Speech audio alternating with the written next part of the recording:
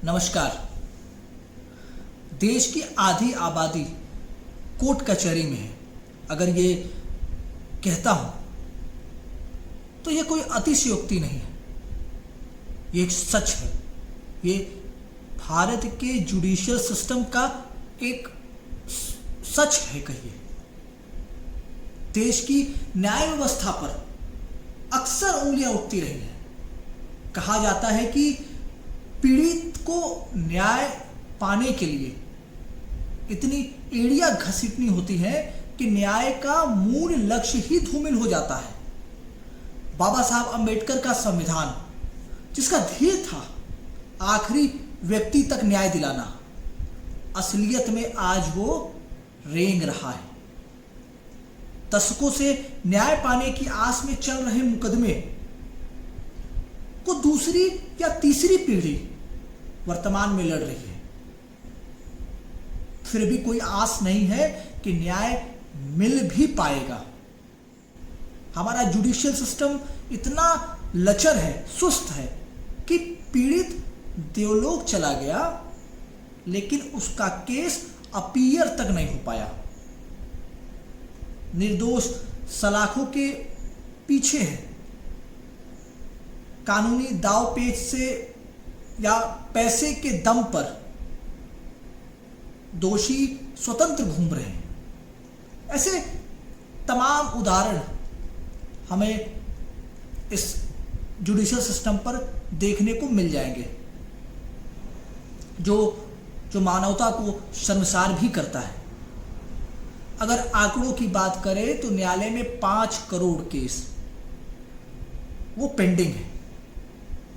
ये आधा सच है।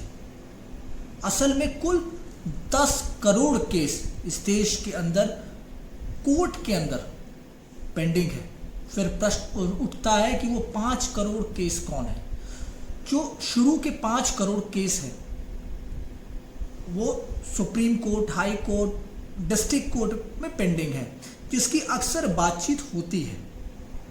लेकिन बाकी के जो 5 करोड़ केस है वो इसके पैरेलल चलते हैं। जो कमिश्नरेट में, डिस्ट्रिक्ट मजिस्ट्रेट के पास, एडीएम के पास, एसडीएम के पास, तहसीलदार के पास, डीडीसी के पास, एसओसी के पास चकबंदी के मुकदमे हुए, तलाक के सिविल मुकदमे हुए।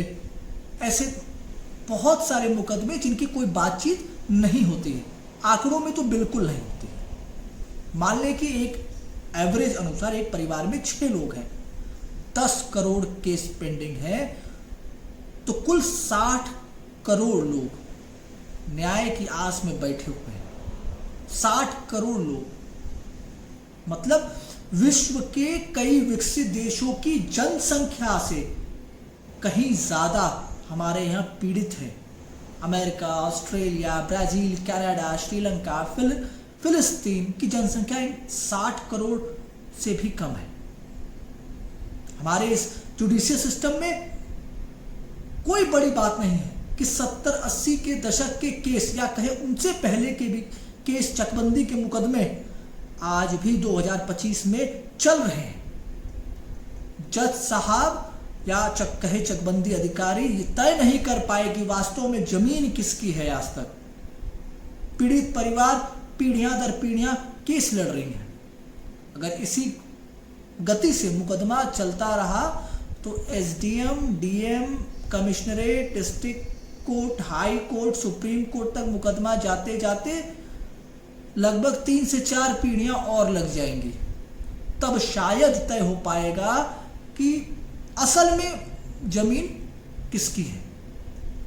एक उदाहरण है, 1971 की जंग में पाकिस्तानियों के बंकर को ध्वस्त करने वाले, पाकिस्तानियों को धूल चटाने वाले कर्नल कबूतरा की, जो पंचकुला के हरियाणा में रहते हैं। सन 2000 में उन्होंने एक मकान खरीदा, लिया और उसके बाद से उस पर विवाद हुआ।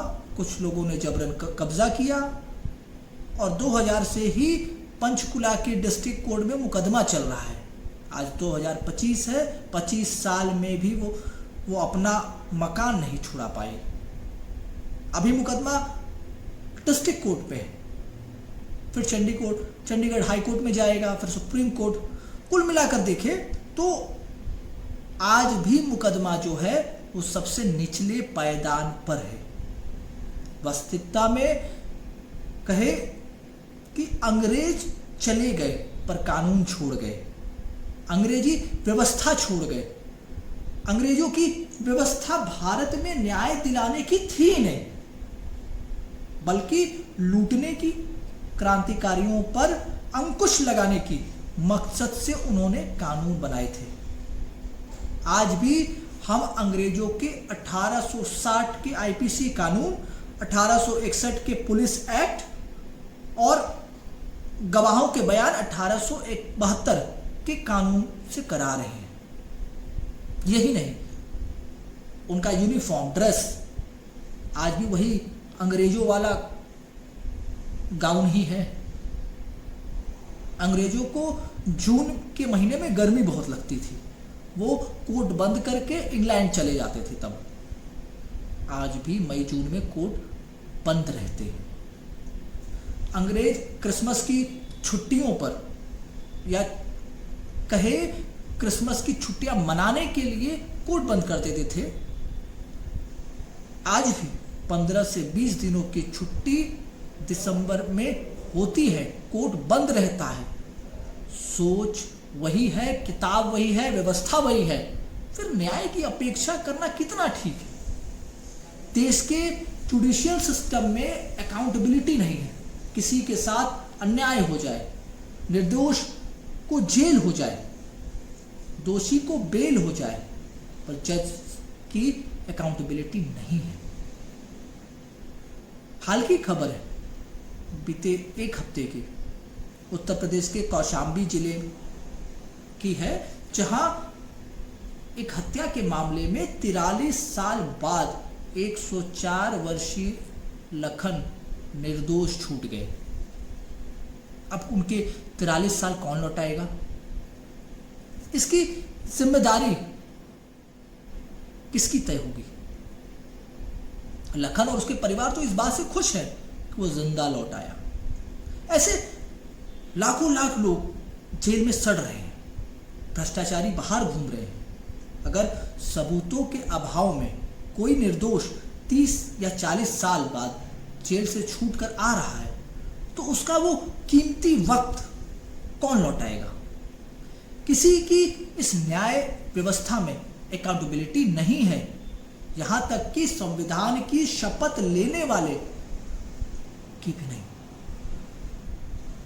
आज देश में लाखों करोड़ के इंफ्रास्ट्रक्चर बन रहे हैं, एयरपोर्ट, पुल, सड़क, मॉल तेजी से बन रहे हैं। नवीनीकरण पर हजारों करोड़ खर्च हो रहे हैं। साथ ही जुडिशियल सिस्टम पर भी इनमें से कुछ खर्च कर दिए जाते तो देश की तस्वीर बदल जाती। हालांकि अभी 2 दिन पहले ही इलाहाबाद हाई कोर्ट का एक नया परिसर बनके तैयार हुआ है। एक अच्छी शुरुआत मानी जा सकती है। देश के सांसद, विधायक, जज अपना डेटा सुरक्षित करने के लिए तो अमेरिका का वो आईफोन यूज करते हैं, लेकिन भारत को सुरक्षित हो जाए इसके लिए वो जापान, चीन, अमेरिका, फ्रांस, कनाडा में कौन सा कानून है उसकी चिंता नहीं करते, नहीं देखते उसको। क्यों नहीं ये जनप्रतिनिधि और जज इन देशों के बेस्ट प्रैक्टिसेस को अपनाते हैं। कनाडा में रेंट का मामला एक डेट में खत्म हो जाता है। सिंगापुर में एक व्यक्ति के पास 900 ग्राम ड्रग्स मिला और एक डेट में उसको फांसी की सजा हुई। दोबारा क्या उस देश में ड्रग स्मगलिंग होगी क्या?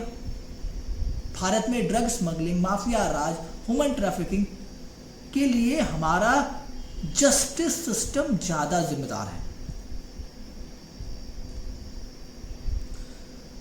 किसी भी घटना का 2 पक्ष होता है, एक पीड़ित, दूसरा अपराध करने वाला।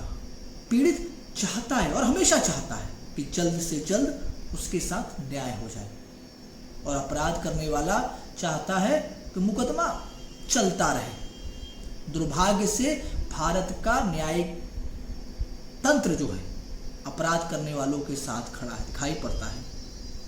बलात्कारी चाहता है मुकदमा 25-30 साल चले और मुकदमा उतना लंबा चलता भी है। भूमाफिया चाहता है गरीबों की जमीन पर कब्जा कर ले और मुकदमा 50 साल चले। चकबंदी के मुकदमे 50 साल चलते ही चलते हैं। मिलावट करने वाला को सजा 30 साल बाद मिलती है। उस 30 साल के दौरान और कितनों का स्वास्थ्य खराब किया होगा, कितने लोग देवलोक को चले गए होंगे। न्यायिक तंत्र जो है वो मेडिसिन की तरह काम करता है।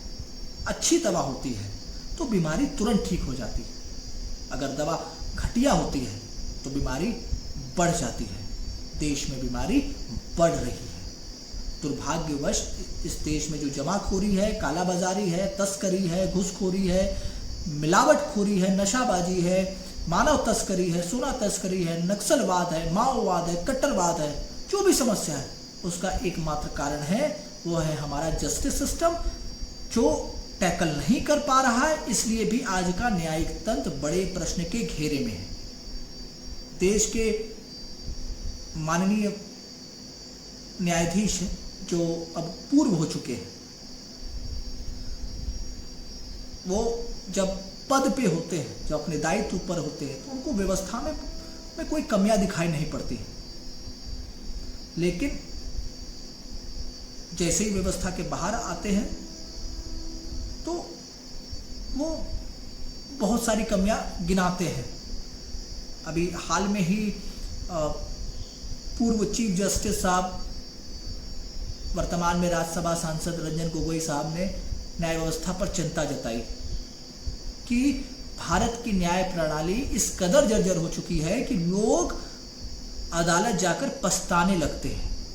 उन्होंने ये भी कह दिया कि अदालतें अब आम आदमी की पहुंच से बाहर हो गई हैं और सिर्फ धनी और कॉरपोरेट लोग ही कोर्ट का रुख करना चाहते हैं। मुख्य न्यायाधीश को सुनकर गांव में रहने वाला एक गरीब फरियादी के मन में बस यही आएगा कि हम $5 करोड़ की अर्थव्यवस्था तो बनना चाहते हैं, लेकिन हमारे पास न्यायपालिका जर्जर है। नमस्कार।